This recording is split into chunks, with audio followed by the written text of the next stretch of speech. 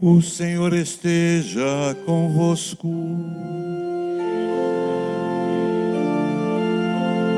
Proclamação do Evangelho de Jesus Cristo, segundo São Lucas.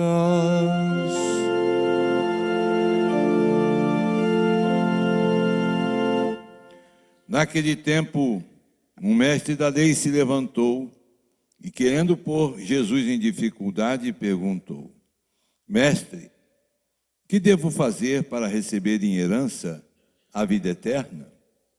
Jesus lhe disse: O que está escrito na lei? Como lês? Ele então respondeu: Amarás o Senhor teu Deus de todo o teu coração e com toda a tua alma, com toda a tua força e com toda a tua inteligência, e ao próximo como a ti mesmo. Jesus lhe disse: Tu respondeste corretamente, faze isso e viverás. Ele, porém, querendo justificar-se, disse a Jesus: E quem é meu próximo? Jesus respondeu: Certo homem descia de Jerusalém para Jericó e caiu na mão dos assaltantes. Estes arrancaram-lhe tudo, espancaram-no e foram embora, deixando-o quase morto. Por acaso, um sacerdote que estava descendo por aquele caminho, quando viu o homem, seguiu adiante pelo outro lado. O mesmo aconteceu com o levita. Chegou ao lugar, viu o homem e seguiu adiante pelo outro lado. Mas um samaritano, que estava viajando, chegou perto dele, viu e sentiu compaixão. Aproximou-se dele e fez curativos, derramando óleo e vinho nas feridas. Depois colocou o homem em seu próprio animal e levou-o a uma pensão, onde cuidou dele. No dia seguinte, pegou 2 moedas de prata e entregou ao dono da pensão, recomendando: Toma conta dele. Quando eu voltar, vou pagar o que tiveres gasto a mais. E Jesus perguntou: Na tua opinião, qual dos 3 foi o próximo do homem que caiu nas mãos dos assaltantes? Ele respondeu: Aquele que usou de misericórdia para com ele. Então Jesus lhe disse: Vai e faze a mesma coisa. Palavra da salvação.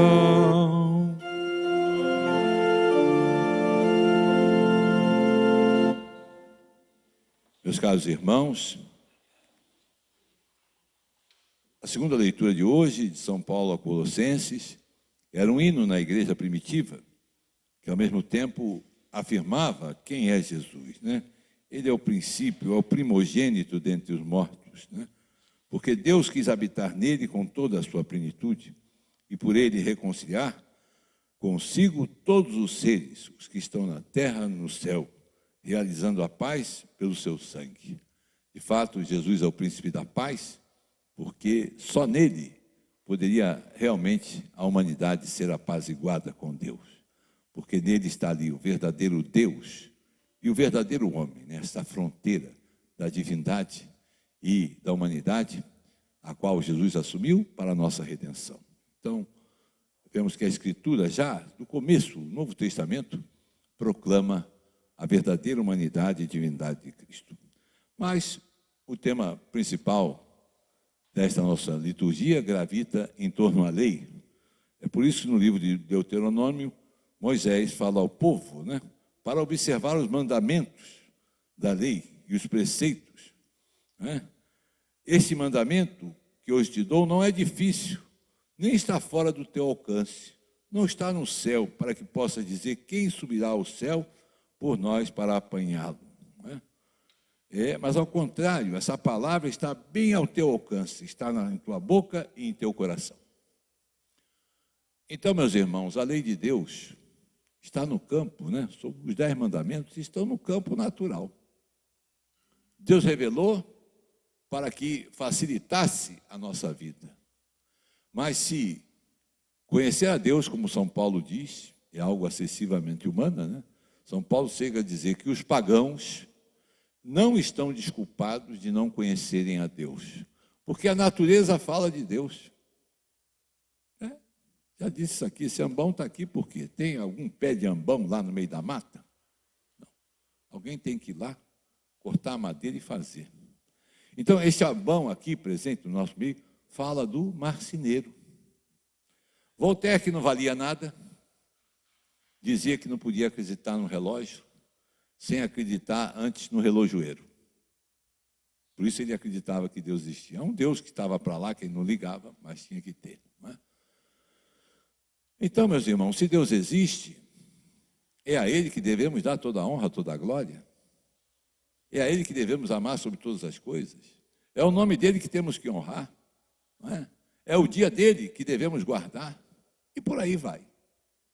Tudo ao alcance do ser humano. Então, por isso São Moisés fala que essa lei não é difícil, está ao teu alcance, porque está escrita no coração do homem. Evidentemente, quando o homem começa a praticar o mal, ele vai se afastando de Deus. E vai formando uma segunda natureza má. E cada vez mais fica distante de Deus. E quem pratica o bem vai formando uma segunda natureza boa e vai ganhando gosto pelas coisas de Deus, né? Vai percebendo cada vez mais a sua importância em nossa vida. E o Evangelho gravita sobre essa lei de Deus. Quando o mestre da lei, quem era o mestre da lei? Seria um grande advogado, um juiz? Não. Esta lei é a palavra de Deus. O mestre da lei era um conhecedor das Escrituras antigas. Mas ele não fala com Jesus bem intencionado. Ele procura Jesus para pô-lo em dificuldade. Então, ele faz a pergunta: mestre, que devo fazer para receber em herança a vida eterna? E Jesus devolve a pergunta para ele, mestre da lei. O que está escrito na lei? O que dizes? E aí ele diz o mandamento perfeitamente: amarás o Senhor teu Deus de todo o teu coração, com toda a tua alma, com toda a tua força, com toda a tua inteligência, e ao próximo como a ti mesmo. Então é preciso amar a Deus, não é? Com todas as dimensões humanas, com a inteligência, com o coração, com a vontade, tudo, né? E ao próximo como a si mesmo. Não é? Então está ali, o próprio Jesus vai resumir os 10 mandamentos nisso: amar a Deus sobre todas as coisas e ao próximo como a si mesmo. Os 3 mandamentos, primeiro, dizem respeito a Deus. Os outros 7 dizem respeito ao próximo. Então está perfeito. Então, Jesus diz: tu respondeste corretamente, faze isso e viverás. Mas o mestre da lei, querendo se justificar, pergunta: quem é o meu próximo?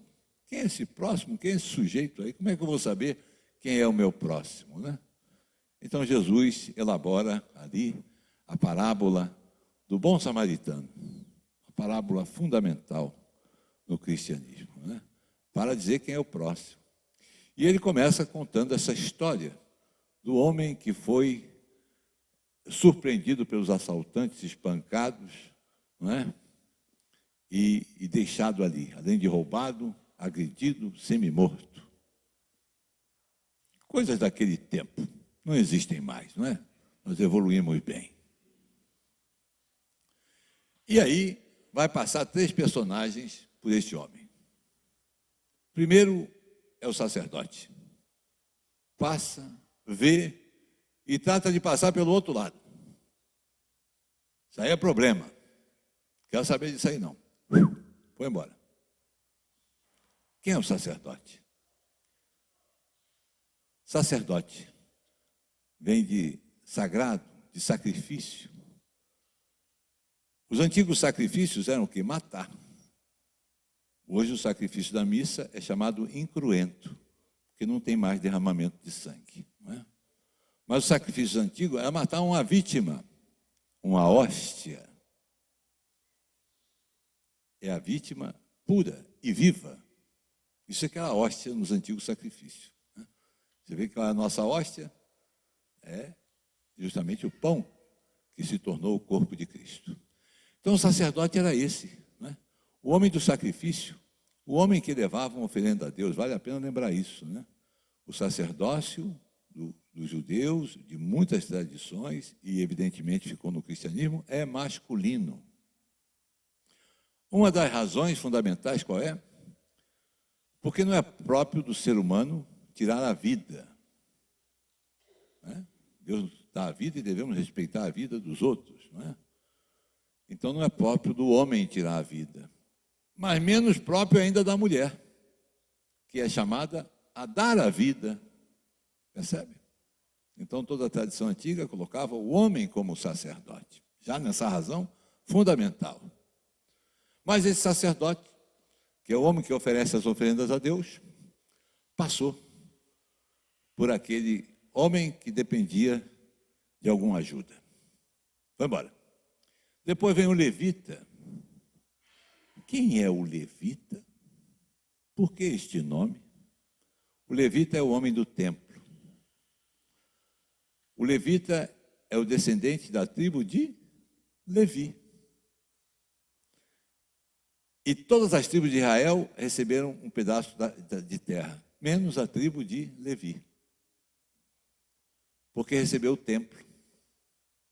Os levitas ficam, por isso até hoje, sou um levita, né? Estou ligado ao templo. Por isso o Salmo 15 nós sabemos que foi escrito por um levita. Ele diz: vós sois a minha herança e minha taça. Meu destino está seguro em vossas mãos. A herança e a taça é o próprio Deus, porque é o templo, não é a terra. Não são as coisas deste mundo, percebe? Mas este levita, o homem do templo, o homem de Deus, passou e foi embora. Finalmente vem o samaritano. O que é o samaritano? O homem da Samaria, um território mal visto. O próprio Jesus diz: não ide aos samaritanos antes as ovelhas perdidas da casa de Israel. E os samaritanos não eram bem vistos, era um judeu mestiço, né? Como se fosse um judeu de segunda ordem. Os fariseus então não os toleravam, né? Mas Jesus faz do samaritano aqui o herói dessa parábola. É ele que para, é ele que se compadece, é ele que cuida, né? Interessante, joga óleo e vinho, né? O óleo que volta a dar elasticidade, né? Porque a carne cortada, né? Ela tem que fazer um esforço, né, para se juntar de novo. E o vinho, que contém álcool, então ajuda a purificar, né, a limpar, a desinfetar. E vejam que são duas substâncias que serão matérias do sacramento. O vinho na Eucaristia, o óleo no batismo, na unção dos enfermos, né, e na crisma, né?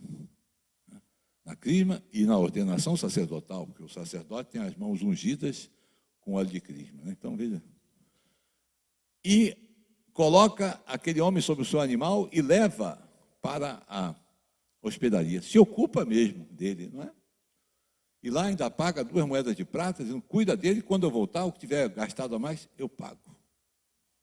Depois dessa bela história, Jesus pergunta ao mestre da lei: na tua opinião, qual dos 3 foi o próximo do homem que caiu na mão dos assaltantes? E, evidentemente, ele tem que, aquele que usou de misericórdia para com ele. Então, vai e faz a mesma coisa. Essa parábola tem uma importância singular, não é? Primeiro, Jesus comunica: não é porque eu sou sacerdote, não é porque eu sou levita, não é porque eu sou, seja lá o que for, que isso me garante a salvação. Jesus vai nos julgar, sim, pela nossa fé, pela nossa crença e pelas nossas ações, né?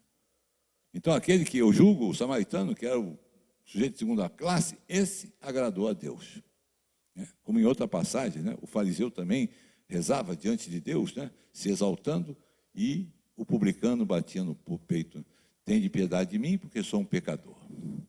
E Jesus disse: este desceu justificado e não fariseu, né? Essa parábola tem uma importância singular, porque ultrapassa a justiça grega e romana. A justiça de Deus é uma justiça misericordiosa, então Ele espera a misericórdia também de nós. É preciso ultrapassar a justiça e chegar à caridade. Há outros valores, como a humildade, a caridade, não é? Que devem entrar também, ultrapassam até a própria teologia. Não é só a ciência, o próprio São Paulo diz: a ciência incha. É preciso ir além disso. E na filosofia do direito, um dos pontos que é explorado é esta parábola, que muda o mundo ocidental. Hoje existe uma lei, por exemplo, omissão de socorro. Vem daí. A base da inspiração está aqui nessa parábola. O sacerdote fez alguma coisa de errado com aquele homem? O levita fez alguma coisa de errado? Eles agrediram, eles roubaram? Não. Mas o que Jesus vê não foi o que eles fizeram, mas o que eles deixaram de fazer. E quantas vezes, né, na nossa vida passamos também, não é? E não é fácil, né? Mas nós podemos ajudar, se não diretamente, indiretamente. Podemos sempre fazer alguma coisa. Eu não posso ir lá cuidar das vidas, mas quem sabe eu posso ajudar uma instituição que faz isso. Eu não posso ir lá diretamente alimentar, mas quem sabe eu posso levar um alimento para quem precisa, como vocês fazem, muitos de vocês fazem aqui, ao trazer o alimento, né? Por isso chamávamos também o domingo do bom samaritano, né? O domingo que nós levávamos alguma coisa para os pobres, né? Então é preciso ultrapassar a justiça e chegar na caridade, chegar no amor. É a grande mensagem. E isso chega a esta lei da omissão de socorro. Há muitos anos, houve o naufrágio do Batomuxi, numa noite de Ano Novo. Uma barca que era de Bahia e foi para o mar, né, de Copacabana, que é um mar com ondas. É uma baía ali, né? Para ver os fogos, né? Não da areia, mas lá do mar, né? Uma outra visão, deve ser muito bonito também, né? E, no entanto, a balsa não aguentou. A onda virou e morreram muitas pessoas, inclusive tinha uma atriz, eu não me lembro o nome dela, que morreu nessa. E barcos passaram e, mesmo desconsiderando a ordem da capitania dos portos, não prestaram socorro. São como o sacerdote e o levita que não tem nada com isso, essa gente irresponsável, a canoa virou porque eles não tinham nada que está aí. Não. É isso que se chama a caridade, o amor, né? Sempre socorrer. Então, meus irmãos, vamos nos inspirar nessa palavra de Nosso Senhor e procurar identificar quem é o nosso próximo, né? Não está escrito na testa de ninguém, eu sou o próximo, eu preciso de você, né? Mas nós podemos ler a realidade se tivermos aquele olhar que vem de Deus, um olhar diferente sobre a realidade. Seja louvado nosso Senhor Jesus Cristo.